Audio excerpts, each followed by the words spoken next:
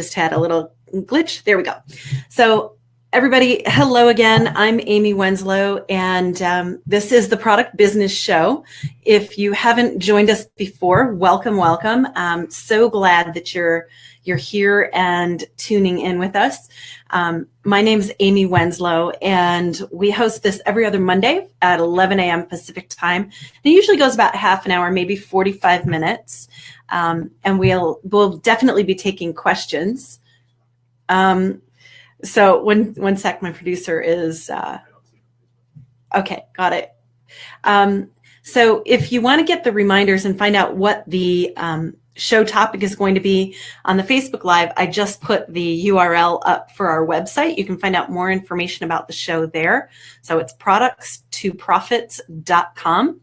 And wow, I see we have a bunch of new people and people calling in from everywhere. Awesome.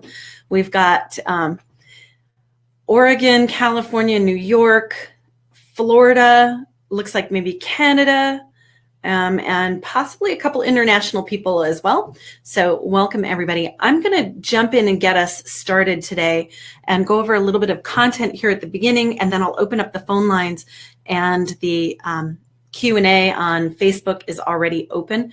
So if you're on Facebook and you want to type a question in, just type it in the comment box. And I will be checking the webcast questions as well.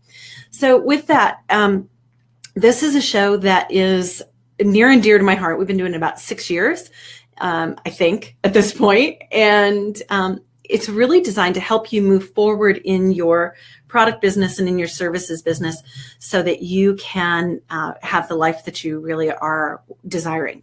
So all of that said, I'm not an attorney. The perspective and expertise here comes from over 2 decades of doing consumer products for the US market. So love doing product. And my background is actually from art school. So I'm not one of these big MBA types. We're more about what actually works, and just a ton of background. So I've worked on products that did $300 million in sales in 3 years on QVC, and our clients sell everywhere from Walmart, Target, QVC, HSN, Home Depot, Lowe's, etc. Now, today I really want to talk about this idea of a buying cycle, because a lot of people miss this and they don't understand what a buying cycle really is. Okay. So a buying cycle is a grouping of purchases that usually get made at the same time. Now, there's 2 kinds of cycles, and we're going to talk mostly about the ones that are for direct sales of a product, either online or on a shopping channel or in store when we go in and we buy a bunch of things together. And then there's also cycles that are seasonal and that happen annually. So I'll talk a little bit about both. So why do we buy in cycles? Well, we buy in cycles because that's how our brain is organized. We make a commitment around a new project, say a New Year's resolution, right? To get fit. Well, that is going to trickle into creating a lot of decisions around, maybe we buy a Fitbit or start using an Apple Watch, or we join a gym, or we buy workout clothes, right? All of those things are part of one cycle around a project called Get Fit. Cool? So this idea of a cycle is really important to understand if you want to sell your product better, faster, and easier. And the reason that I say this is the first purchase actually creates what I call a commitment moment. Creates a commitment groove for the next purchase and the next purchase. There's almost an invisible line that we cross as human beings from interested to committed, right? So we're interested in something versus we're committed and in action about it. That line is what the first purchase usually is when it comes to something that we have to invest in. So the first purchase, the first transaction creates a groove that all the other decisions are going to align with or not, okay? So that's kind of related to where Amazon says People that buy this also buy that. People that look at this look at that. Okay, it's about what's called congruency with your desire and your decisions. So the psychology that's at play is we human beings hate what's called cognitive dissonance. That means that when we make a decision or we make a choice, we want to continue on that path of that choice and the next that all align, right? Cognitive dissonance is when we break that chain and we do something that goes against the decision. Now, the reason this comes into play psychologically is that we want to be right about our decisions, right? We want that evidence that our decision was good. So we continue to stick by it, right? Now, this is important when it comes to your product because there are related products that people are buying that are the first purchase that could be in your chain. And it's easier for you to sell your product after that first purchase of maybe another one, or you're the first transaction of somebody else's chain, right? So there's a lot of synergies and connection between these items, okay? So I've got some examples up here on the whiteboard right over there. And I'll give you a solid example. We'll actually maybe run through a little exercise if you're interested. So some of the cycles, to give you a really solid illustration. Christmas, the cycle is gift giving, right? And everything that that person deems giftable, desirable as a gift. Spring equals cleaning products, organizing products, maybe some home improvements, getting started. Everything that's about newness, freshness, getting outdoors, right? It could be a sports cycle as well. Summer is vacation, home improvement, landscaping, travel, sporting goods again, because a lot of the country in the United States, now everybody's outdoors. It's also beach attire. Those are all examples of a buying cycle, right? Some of the other ones that are less obvious are things like a new job. A new job creates a buying cycle of things like briefcases, computers, technology purchases like an iPhone, or upgrading anything that's going to be in the office or be visible for the person who's going to a new job, right? Like you might see pen sets, you might see a wallet purchase related to a new job. You're definitely going to see some things about haircuts, hair products. For women, there'd be makeup. There's going to be clothing changes, potentially depending on the level of job, right? Babies, same thing. You're going to see crib purchase is one of the first ones, right? Maternity clothes. As soon as someone starts buying maternity clothes, you know that they are going to have a trickle-down effect of all these other things that are coming as purchases, right? So if you have a baby product, you want to think, what is the purchase right before yours? For example, I know we have Dina, who has joined us today. Yeah, Dina's here. So for Dina's product, since it's related to changing tables, the changing table is probably right before her purchase, okay? And this cycle is going to follow a bit of here's what's essential, and then here's what you should have in addition to that, okay? So there's the essential grouping will get covered first because that's about survival and perception, and then there'll be all the other related things. Now, we could talk a little bit more deeply, and Dina, I have some specific suggestions for you. So let's see, for baby, you're going to see everything from services all the way through to products, right? And there's a really great example of cognitive dissonance that we could talk about related to babies and nurseries. So if someone buys a home, right, they're going to be looking at furniture purchases, a moving company, potentially related services like landscapers, insurance, handymen. If they're moving to a new area, they have a whole variety of needs. If they're moving even within the same area, they definitely are going to be looking at things like the moving service. Do they need to change home insurance policies? Everything that is related to boxing and shipping supplies, right? So you want to think what is adjacent to your purchase, okay? And in what order do people buy things? Now, this is really interesting because you can use this information a bunch of different ways. So let me talk a little bit about that. So buying cycle information can help you create ad content, right? It could be things like, oh, moving to a new home, we have a landscaping special, or new baby on the way, just bought a changing table, here's a special for you. So it can be ad copy, ad headlines. It can also help you with targeting your audience for an ad campaign. So there's a lot of different pieces and ways you can leverage this. It can also help you find joint venture partners. So you could cross promote things, right? That's a really, really good use of it. And let's see, what was the other one? It's also who can buy you out, who can buy your entire company, meaning you want to sell, who wants a line extension that would fit really easily with the database of buyers that they already have so that they could make more sales. So buyout target kind of things, that's awesome. And you can think about it in the reverse. Who should you look at buying as a business, right?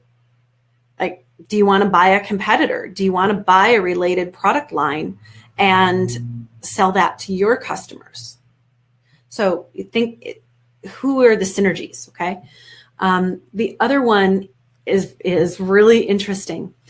This idea of buying cycles also helps store buyers, retail buyers, with how they're merchandising their store.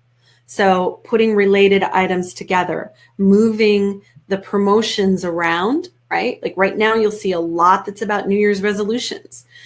That's because this is the cycle we're in. So they're moving that to prominence. It definitely is related to store merchandising, okay?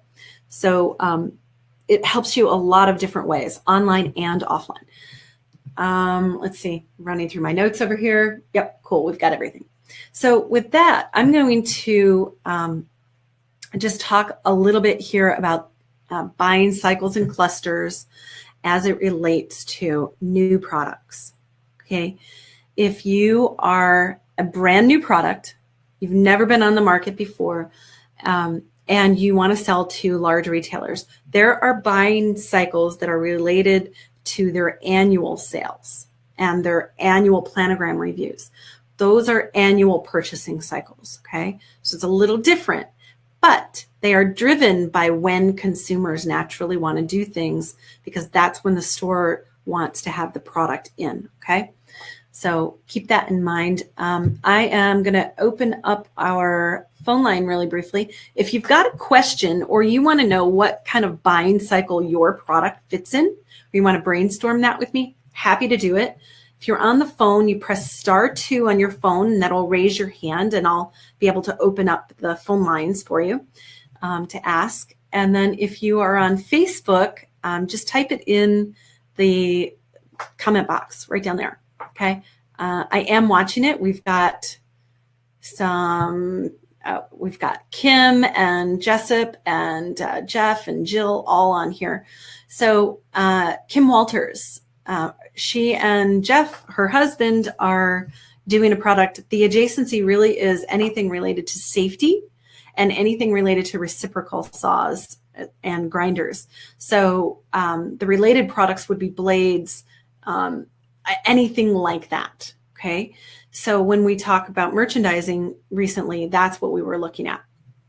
So adjacencies, always think adjacencies. So let's see, we've got a question on the phone line. I'm gonna open up the phone line. It's from Atlanta, Georgia. The phone number ends in 9090. Hi there. Who's this? It's Aline. Clothing gluten-free delight. I thought that might be you. I saw the phrase gluten-free. Everybody, Aline has some of the most delicious gluten-free desserts, like brownies and things that you could possibly ever cross your lips. They're amazing. So, thank you. You're welcome. What's your question today? My new product is my gluten-free flour. Got it. And I'm wanting to understand what the cycles I'm listed on Range Me, and trying to figure out just how to get into the proper places at the proper time. Like you say, there are cycles, so right. I'm not sure what my cycle would be. Well, you're actually in the right buying cycle right now, because whenever people hit their New Year's resolution is when they take on health, for one thing, right? So from now into the spring is a really good cycle for you. The related products are actually kind of a double-sided thing for you. There's 3 places actually in a store that you would probably be merchandisable. One is in a gluten-free section. The other is in the baking section. And then anything that's promotional around getting healthy. Okay. Okay. So those are your 3 adjacencies to think about.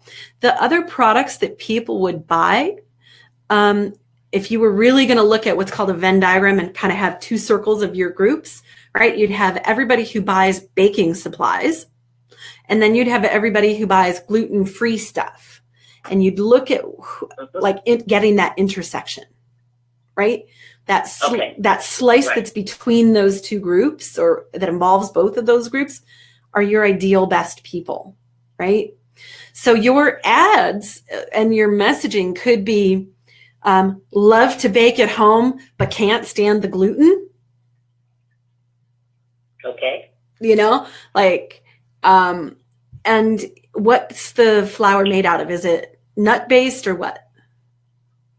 No, it is coconut, buckwheat, and sorghum. Yeah. Okay. So the things that would be maybe adjacent to it are any other gluten-free baking products, right? And you can actually use the keywords for the other people's products to find your people online, number 1. When you're on Range Me, you're going to look for products that are one step removed from yours a little bit, right? Like you want this idea of coconut is really big right now, right? Coconut-based creamers, coconut milk, all kinds of stuff with coconut. So it's a big deal. Okay. So you probably want to promote that more, because there's not a lot of coconut-based flours going on that are gluten-free. They're more towards the almond flours right now, right? Okay. But for example, Eileen, I just discovered that I have a nut sensitivity and I don't like to eat wheat, right? Like literally, this is in the past couple of months. So I'm like, okay, well, the almond flour that's in the cabinet is no good for me, right? Like. So you need some Zolda. Exactly, because for me, when I eat nuts, my mouth gets itchy, which I never had connected with nuts before. So you want to kind of think through, your messaging for some ads, your messaging for sell sheets. I would suggest that you pull some data around nut allergies. Because they're actually way more common than I thought. Nut sensitivity.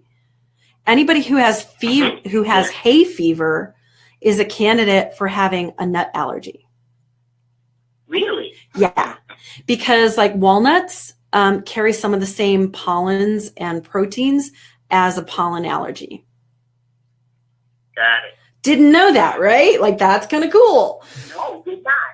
How about that? That's cool. Yeah. I did not know that. Yeah, so if you can pull some of that and see, if there's any increase in those kinds of numbers, then that's something for you to talk with buyers about. Okay. Yeah. One other thing, as my flour is not made with rice, and most gluten-free flours have rice in them.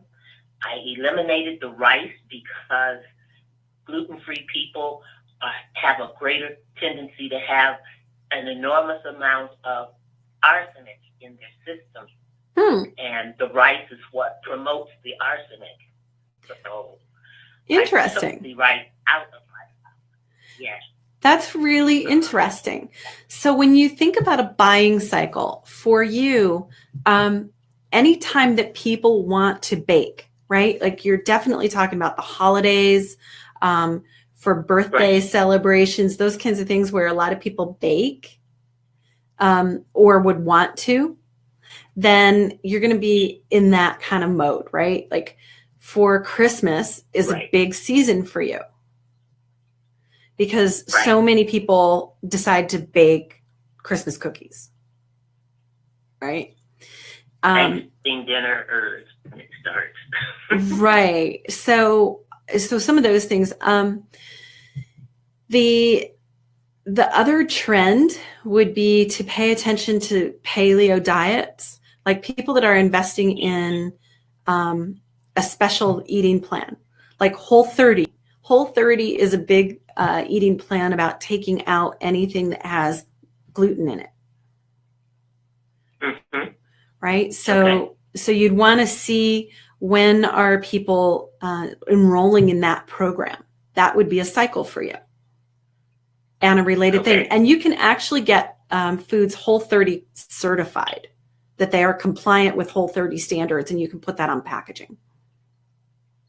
Oh, great. Yeah. So is that helpful? That's very helpful. Thank you very much. You're welcome. Do you have any other question about it?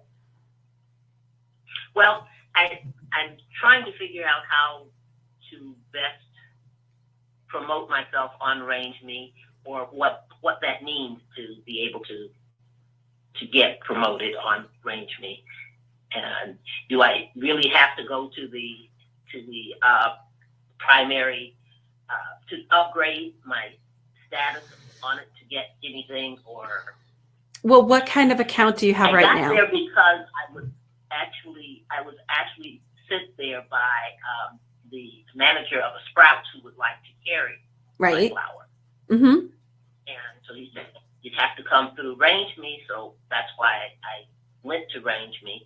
But I know that there are so many other places that use Range Me, and trying to find out how to get to them is what I'm asking. Yeah, Aline, it's a little difficult because for anybody who doesn't know what Range Me is a service that is basically a listing service of new products and of products in general. And buyers use it to kind of help manage the products that they're looking at. Sometimes, not all stores use it, not all chains use it, but they don't really go there looking for new products. What they do is they go there looking for the product that they've already heard of. Right? So they're using it as a clearinghouse for the information about the products. They're not using it as a source to discover new products.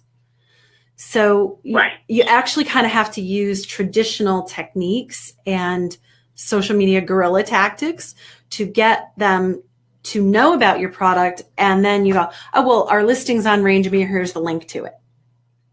Right? So you have to flip the process. So instead of looking at Range Me as like, woo, you're up on Range Me and now your life is going to be great and the buyers are going to come flooding in, that is an illusion and it will not work. Okay. Don't we know it? Right. What you should actually be doing is you now have a Range Me listing. You go back to the Sprouts manager. You tell him, I'm up on Range Me. Can you go talk to your purchasing department? Okay. Or what buyer should I go talk to so that you can get this through, right? Like you want to use that contact to drive the decision making, and they're going to just use Range Me as a tool. Right. Okay. All right. Is that helpful? That's wonderful. Thank you very much. You're welcome. You're welcome. I'm going to mute your line for your privacy. And then anybody else who's on the phone line who has a question, press *2 to raise your hand. I'm going to go check our Facebook Live. Awesome. And make sure that we're taking care of everybody there. I see we've got a bunch of people watching right now. Hello, hello. Type something in so I can see where y'all are at with this. And let me check our webcast Q&A. Cool. Someone is saying they're currently traveling. Can I send them the recording for the event? I'm not sure who sent that comment. So what we typically do is the recording of the shows are up on our Facebook Live page. So on facebook.com/products to profits, you can find the recordings and the video there. And then we will be adding all of these to a podcast channel. That's a little sneak peek for everybody. So that'll be coming up in the next few weeks. So on the phone lines, press *2 to raise your hand. I see we've got, we've got a bunch of phone numbers I don't recognize. This is awesome. So I see we've got a few people that have baby products. Baby products are kind of intriguing when it comes to buying cycles. I'm going to just talk a little bit about that. Because the purchase happens over time, right? Because we've got a 9-month gestation period and it happens in stages. You want to think through that. It's most important to think in stages. If your product has a long lead time, like it takes a long time to make, like you were making a custom thing, then it's more important. If you're making something that's readily available in a lot of locations or that you can ship fast, then you can have a shorter window of the cycle, okay? So with pregnancy related things, that's one thing, but with baby nursery things or transportation related for baby, that's different because that usually happens the few months before the baby arrives. So, maybe starting about the 6th month. Everybody who's had a baby, you know what I'm talking about. First, you're all about oh my gosh, what do I need to do? I'm pregnant, right? And then it's, okay, now, wait, we got to create this safe haven called a nursery. And how do we get around in the world safely, right? So think in terms of those 2 stages, and that will help you. You can actually use like Twitter's ad platform and see when people start searching for certain words.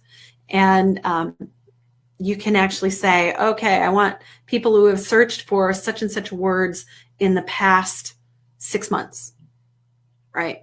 So it's kind of intriguing. You can actually hack the target audiences a little bit and get your ad costs lower. So with that, let's see, we've got Dale on the Facebook Live. Awesome. One of his distributors called today and they talked about one of the products they made from previously, which is a cleaner and lubricant for dentist drills. He specifically asked me about a weapons lubricant I developed for, the rest of the comments cut off. So if you've got a question, Dale, type it in and I'll take care of that. Phone lines, I'm going to check one last time. Let's see, press *2 to raise your hand. And let me go check our webcast and we'll wrap for the day if this is all of them. Okay, so when it comes to this idea of a buying cycle, it's really important because, okay, perfect. There's a question coming across that is, how does a buying cycle and understanding this speed up our sales? Great question. The way that this speeds up your sales is exactly what I was talking about, that the first purchase is the indicator of commitment, right? The person moves from interested to committed action when they start investing in alignment with something, okay? So what this means is that it's easier to make the next sales, right? The hardest transaction to usually get with a person is the first one. Okay. It's the one where you're going to invest the most in your marketing, where you're going to have to work the hardest to make the sale happen. Okay. So the second and third and fourth purchases are actually usually easier. Okay. So once someone has already stepped in and committed, then their desire for cognitive resonance and consistency with their previous decision will help you speed up your process. For example, for us, here's a little experiment. Our best leads, contacts, etc., come from people like Brian Takata over at EBI, who's going to be doing some manufacturing for a few clients. He's now looking at sending us referrals, right? Because people are already investing and exploring inventory, and now they are that one step further towards building a business, and that's what we do. So that's a great synergy. Other buying cycles would be somebody who's invested in a patent. Usually really should be talking to us. If you've invested in a patent, you're going to need to have that patent make you money. That's more in alignment with what we do. If I were to go to a general audience, like I do when I speak at large trade shows or in front of some of the audiences that we get that are literally hundreds of people, I don't have as tailored an audience, right? So it's like I have to work differently to get them engaged with the message, right? So to make the sales happen faster, if you're already in the people that are in when you're pond, then it'll be easier for you and it will go faster because they've already made the decision and now they're making additional decisions that support their first one. Does that make sense? You can type that in. So let's see. Okay, so Dale's typed in more information. So one of the distributors called today. His distributor's asking about a weapons lubricant that was developed for Desert Storm. It is actually a dry lubricant, so your weapons don't collect dirt and sand, which causes things to jam. The campaign was over before I got to QVC for sale to mothers of soldiers. Where should you go to start to investigate how to reach the mothers of soldiers, I think is your question. Let me know if that's accurate. So there's a couple things you can do. Mothers of soldiers is kind of a distant tag, right? It's the end of the long tail. If you are going to purchase it, if you're going to try to sell to mothers to purchase it for their children that are overseas in Afghanistan, etc., then you would be looking at support groups for people that are family members of military. And I don't think it should be just mothers. I think wives would also be good, and husbands. So you're going to look for support groups, VA. You can also use a little bit of content marketing online to maybe give them some tips on how to best support their overseas military family members. So if you're going to start investigating it, I think that's what you meant, is how do you find that audience, right? So let me know if there's something different that you needed about that. And okay, so with that, everybody, we are going to wrap for today. Dale, I'll continue answering your question over on Facebook, on the Facebook Live if you type a little more comment in. So everybody, we have something that we are pretty certain we're going to do here, and it's going to be really interesting. It looks like around February 10th, we are going to do a training webinar that will be for planning a year's worth of activity about your products. And it will be something that we'll have up for registration on our website. You will not be able to join it without registering for it. A promotion will go out in the next couple of days if we truly decide to do this. So if you would like us to do that, and if you would really like to participate in a very low cost, fun, effective way to do some planning, then just, if you're on the phone line, press *2 right now, raise your hand so that you kind of vote for it. And then if you're on the Facebook Live, I would love it if you would type a comment in so that we can see that that's of interest. It's really important to me that I invest my time and effort where it's going to serve the most people in the best way possible. So it's really important to me to know that what we're doing is of value before I go create that for you. So if you want a planning webinar with actual, like really awesome actionable things to it, specifically for products, just type a comment in the Facebook Live feed and let me know that that's of interest. And on the phones, press *2. Oh, I see we've got a whole bunch of people wanted that. Wow. Okay. Awesome. It looks like it's a good thing to do. So I will work on putting something together. Because easily, wow, over 50% of the people on the phone lines are interested in that. And it'll be really fun. I think we've got a good structure figured out for it. And so, we have some other people that have never tuned into the show before chiming in that on Facebook Live that they think that sounds like a great seminar. Okay. So we will take a little poll of the people who have not joined today's show live just to make sure that it's truly of value to people. And then we'll move forward from there. Like I said, I'm thinking it'll be February 10th, which will be a Saturday, and it'll be 3 hours approximately. So I'll pull together the rest of the details in the next couple of days.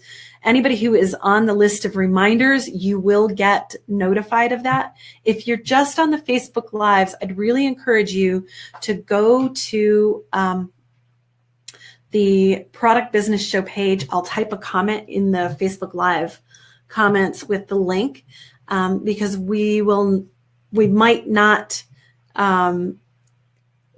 be able to do a Facebook Live about it. So it will be a seminar that you, like I said, you do have to register. And Kim, thank you so much. Kim Walters just typed a really lovely little comment in Facebook. And it's this: Jeff and I couldn't be happier working with Amy. Jump on board. You will be so encouraged to move forward with your product. I just love you too. Thank you so much. And I've got your product right here. Their product is actually on its way. So we're pretty excited. Lots of good things happening. So Kim, I have some calls and things we'll be making for you this week. With that, everybody, that's a wrap for today's show. And let me check the phone lines one last time. Awesome. Okay, so phone lines, everybody is voted. And it looks like the phone lines love the idea of this planning webinar. So with that, everybody, have a great rest of your week. We will talk with you in 2 weeks. Bye for now. The conference is now completed. So goodbye. So everybody who's still here on the Facebook Live, Dale, I'm pretty sure that I was answering the question that you're asking. So if you have something else that you wanted to comment on there, let me know that was truly what you were asking about, is how do you find the mothers? How do you find the moms, right? How do you find the related family members to active military? Let's see. So you're going to get it retested. Yep, support groups and veteran groups. Those are good. There's also a shopping channel that was being started that was specifically for active and former military. I don't remember the name of it off the top of my head, but you can explore that as well. And then I would also think that anyone who is in the competitive rifle kinds of things would be your other folks, right? Yeah, and I'm glad you appreciate the ideas. Thank you so much. With that, everybody, I'm going to wrap for today and we'll end the broadcast. Oh, before I do that, I have one quick question for everybody on the Facebook Live specifically. We've been using a service that lets us put the logo in and have, talking points and things show up like that little bar that I just put up there. But I'm not completely happy with the resolution, the quality of the video feed versus doing a regular live on Facebook straight from the computer and not using this additional service. How is the quality for you? And would you prefer to have higher resolution or be able to see talking points like these kind of flash across your screen? It would really, really help me to understand what would make it the most enjoyable experience for you. And we'll look at that as well as if there's some additional things we can do. We've been testing some of the settings on the service, and I haven't been able to find something that makes the video really, really crisp. So let me know. What's your preference? Really crisp video or being able to put up, information on the screen? Okay. Please type it below. Let me know what you're thinking. That would make a big difference for us. I don't want to kill off a service that you love, like, being able to see, like, what was that phrase that I was talking about? Congruent versus cognitive dissonance, like big words, right? So what do you think? Let me know. Have a great rest of your week, and I'll talk to y'all soon. Bye for now.